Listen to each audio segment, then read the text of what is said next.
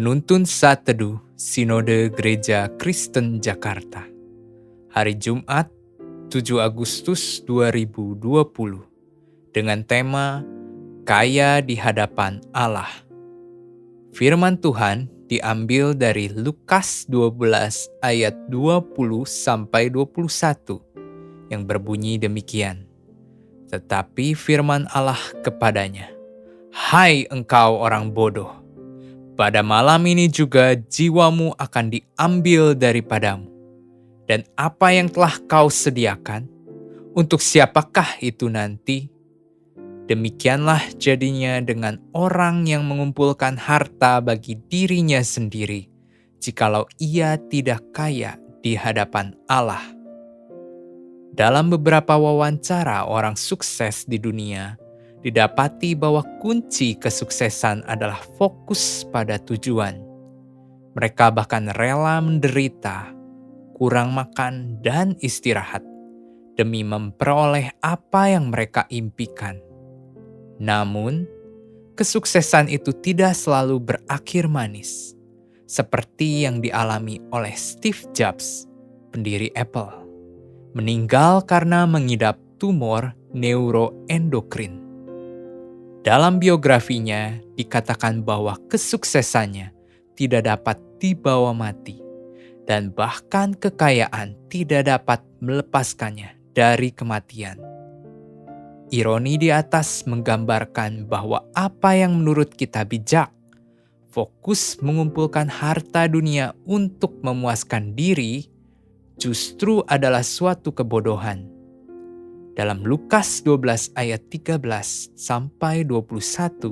digambarkan seorang kaya bodoh yang begitu ambisius mengumpulkan hartanya hingga pada akhirnya mati dengan sia-sia. Pada malam ini juga jiwamu akan diambil daripadamu, dan apa yang telah kau sediakan, untuk siapakah itu nanti? Yesus mengajarkan kita bahwa hidup seseorang tidak tergantung pada kekayaannya di dunia. Ayat 15. Dia mengajarkan kita untuk tidak menyia-nyiakan hidup mengejar hal yang fana seperti orang kaya yang bodoh. Kaya dalam bahasa Yunani plouteo di hadapan Allah bukan berarti berbicara tentang kelimpahan materi atau uang, tetapi tentang kesatuan dalam Yesus Kristus yang menjadikan kita kaya berkelimpahan oleh firman Tuhan. Yohanes 4 ayat 14. Menyatu di dalam Kristus berarti segala hal yang dilakukan seturut dengan kebenaran firman Tuhan, bukan lagi keinginan diri sendiri. Jadi, bagaimana cara supaya kita kaya di hadapan Tuhan? Marilah kita menyadari akan ketidakmampuan kita seorang diri untuk melakukan kebenaran firman Tuhan.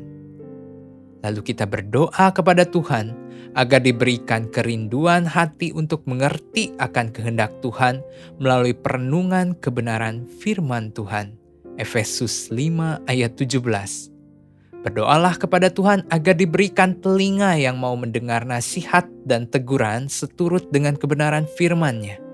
Amsal 12 ayat 15, Amsal 15 ayat 5, Matius 7 ayat 26.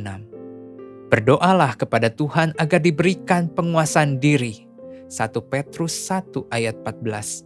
Agar hati kita tidak lagi berpusat pada apa yang memuaskan diri, tetapi melakukan apa yang berkenan bagi Tuhan.